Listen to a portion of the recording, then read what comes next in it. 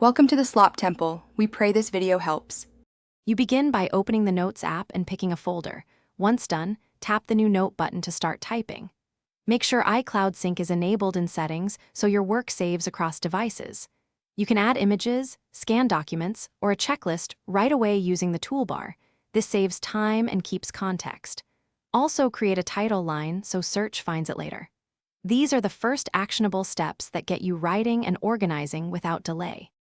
Now format and structure the note so it's useful later. Apply headings, bold text, checkboxes, or bullet lists from the formatting bar. Once organized, rename or drag the note into a specific folder. You can select Edit then Move, or use haptic touch to reposition quickly. Add tags and pin important notes to the top so you retrieve them instantly. If the note contains sensitive info, lock it with a password or Face ID. These steps turn a draft into a finish by sharing or exporting.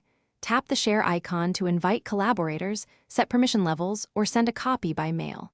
To archive, export the note as PDF via share or print save as PDF and store it in files.